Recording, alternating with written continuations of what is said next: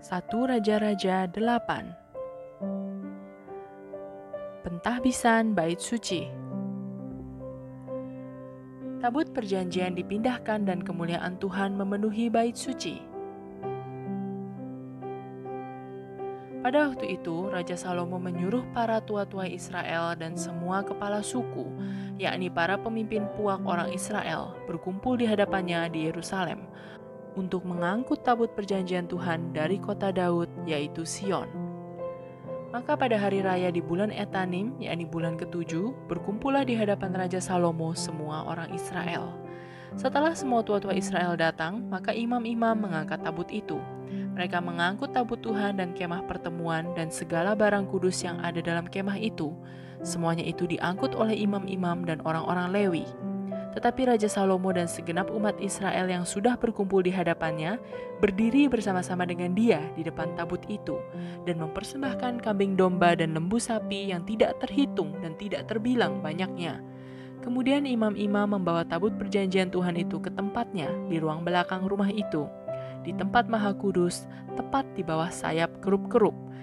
Sebab kerup-kerup itu mengembangkan kedua sayapnya di atas tempat tabut itu, sehingga kerup-kerup itu menudungi tabut serta kayu-kayu pengusungnya dari atas. Kayu-kayu pengusung itu demikian panjangnya, sehingga ujungnya kelihatan dari tempat kudus yang di depan ruang belakang itu, tetapi tidak kelihatan dari luar, dan disitulah tempatnya sampai hari ini. Dalam tabut itu tidak ada apa-apa selain dari kedua loh batu yang diletakkan Musa ke dalamnya di Gunung Horeb, yakni loh-loh batu bertuliskan perjanjian yang diadakan Tuhan dengan orang Israel pada waktu perjalanan mereka keluar dari tanah Mesir. Ketika imam-imam keluar dari tempat kudus, datanglah awan memenuhi rumah Tuhan, sehingga imam-imam tidak tahan berdiri untuk menyelenggarakan kebaktian oleh karena awan itu, sebab kemuliaan Tuhan memenuhi rumah Tuhan. Pada waktu itu berkatalah Salomo, Tuhan telah menetapkan matahari di langit, tetapi ia memutuskan untuk diam dalam kekelaman. Sekarang aku telah mendirikan rumah kediaman bagimu, tempat engkau menetap selama-lamanya. Tuhan menepati janjinya kepada Daud. Kemudian berpalinglah raja lalu memberkati seluruh jemaah Israel, sedang segenap jemaah Israel berdiri. Ia berkata, Terpujilah Tuhan Allah Israel yang telah menyelesaikan dengan tangannya apa yang difirmankannya dengan mulutnya kepada Daud ayahku demikian. Sejak aku membawa umatku Israel keluar dari Mesir, tidak ada kota yang kupilih di antara segala suku Israel untuk mendirikan rumah di sana sebagai tempat kediaman namaku. Tetapi aku telah memilih Daud untuk berkuasa atas umatku Israel. Lalu raja melanjutkan, Ketika Daud ayahku bermaksud mendirikan rumah untuk nama Tuhan Allah Israel, berfirmanlah Tuhan kepadanya, Engkau bermaksud mendirikan rumah untuk namaku, dan maksudmu itu memanglah baik. Hanya, bukanlah engkau yang akan mendirikan rumah itu, melainkan anak kandungmu yang akan lahir kelak. Dialah yang akan mendirikan rumah itu untuk namaku. Jadi Tuhan telah menepati janji yang telah diucapkannya. Aku telah bangkit menggantikan Daud ayahku, dan telah duduk di atas tahta kerajaan Israel, seperti yang difirmankan Tuhan.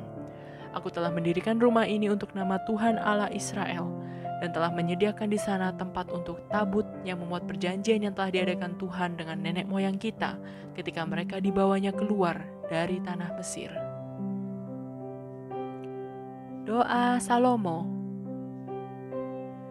Kemudian berdirilah Salomo di depan mezbah Tuhan di hadapan segenap jemaah Israel.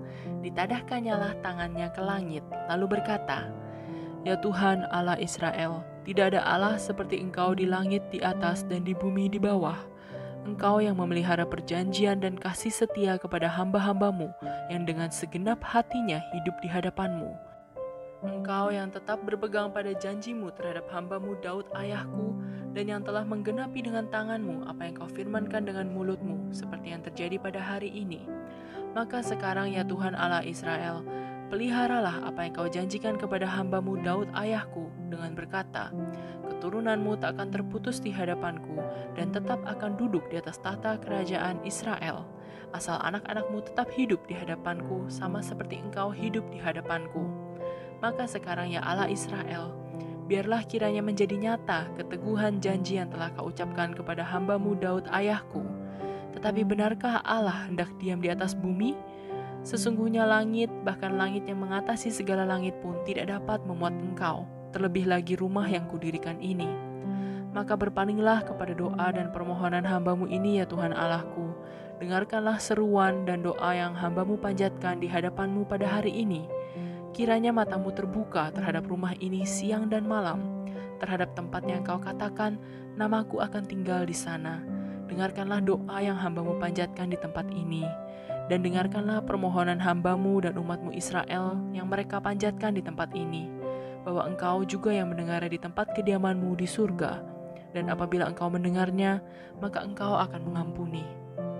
Jika seseorang telah berdosa kepada temannya, lalu diwajibkan mengangkat sumpah dengan mengutuk dirinya, dan dia datang bersumpah ke depan mezbah-Mu di dalam rumah ini, maka Engkau pun kiranya mendengarkannya di surga dan bertindak serta mengadili hamba-hamba-Mu, yakni menyatakan bersalah orang yang bersalah dengan menanggungkan perbuatannya kepada orang itu sendiri, tetapi menyatakan benar orang yang benar dengan memberi pembalasan kepadanya yang sesuai dengan kebenarannya. Apabila umat-Mu Israel terpukul kalah oleh musuhnya karena mereka berdosa kepadamu, kemudian mereka berbalik kepadamu dan mengakui namamu, dan mereka berdoa dan memohon kepadamu di rumah ini, maka Engkau pun kiranya mendengarkannya di surga dan mengampuni dosa umat-Mu Israel, dan mengembalikan mereka ke tanah yang telah Kau berikan kepada nenek moyang mereka.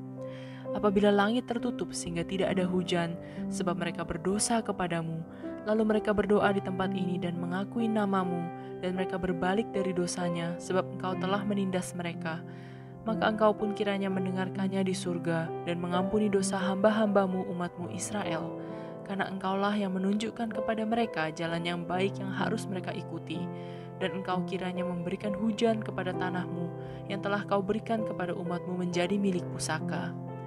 Apabila di negeri ini ada kelaparan, apabila ada penyakit sampar, hama dan penyakit gandum, belalang atau belalang pelahap, apabila musuh menyesakkan mereka di salah satu kota mereka, apabila ada tulah atau penyakit apapun, lalu seseorang atau segenap umat-Mu Israel ini memanjatkan doa dan permohonan di rumah ini dengan menadahkan tangannya, karena mereka masing-masing mengenal apa yang merisaukan hatinya sendiri, maka Engkau pun kiranya mendengarkannya di surga, tempat kediaman-Mu yang tetap, dan Engkau kiranya mengampuni, bertindak, dan membalaskan kepada setiap orang sesuai dengan segala kelakuannya, karena Engkau mengenal hatinya.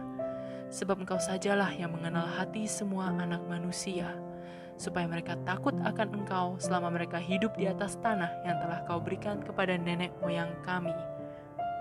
Juga apabila seorang asing yang tidak termasuk umat-Mu Israel datang dari negeri jauh oleh karena namamu, sebab orang akan mendengar tentang namamu yang besar dan tentang tanganmu yang kuat dan lenganmu yang teracung, dan ia datang berdoa di rumah ini, maka Engkau pun kiranya mendengarkannya di surga, tempat kediaman-Mu yang tetap, dan Engkau kiranya bertindak sesuai dengan segala yang diserukan kepadamu oleh orang asing itu, supaya segala bangsa di bumi mengenal namamu, sehingga mereka takut akan Engkau, sama seperti umat-Mu Israel, dan sehingga mereka tahu bahwa namamu telah diserukan atas rumah yang telah kudirikan ini.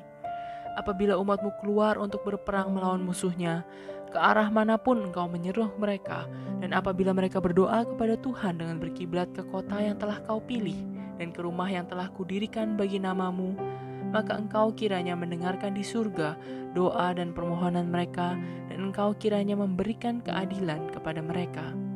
Apabila mereka berdosa kepadamu, karena tidak ada manusia yang tidak berdosa, dan Engkau murka kepada mereka dan menyerahkan mereka kepada musuh, sehingga mereka diangkut tertawan ke negeri musuh yang jauh atau yang dekat. Dan apabila mereka sadar kembali dalam hatinya di negeri tempat mereka tertawan, dan mereka berbalik dan memohon kepadamu di negeri orang-orang yang mengangkut mereka tertawan dengan berkata, kami telah berdosa, bersalah, dan berbuat fasik.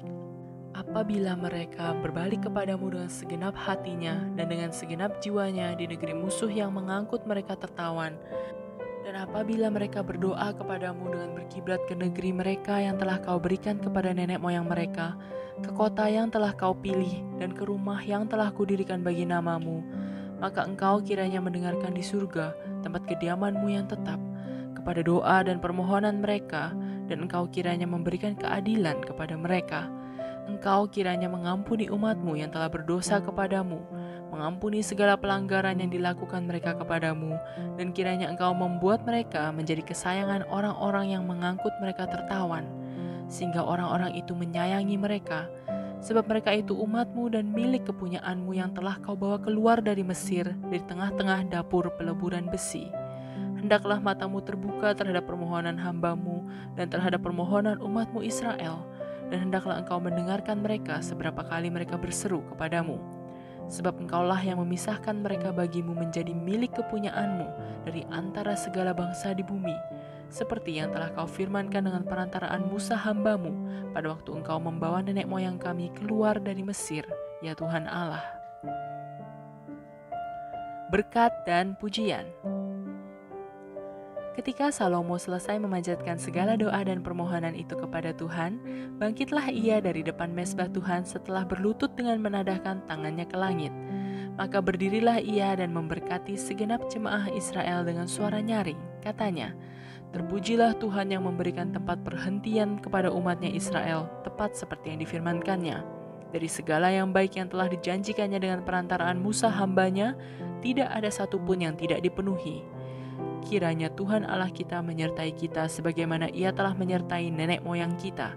Janganlah Ia meninggalkan kita dan janganlah Ia membuangkan kita, tetapi hendaklah dicondongkannya hati kita kepadanya, untuk hidup menurut segala jalan yang ditunjukkannya, dan untuk tetap mengikuti segala perintahnya dan ketetapannya dan peraturannya yang telah diperintahkannya kepada nenek moyang kita.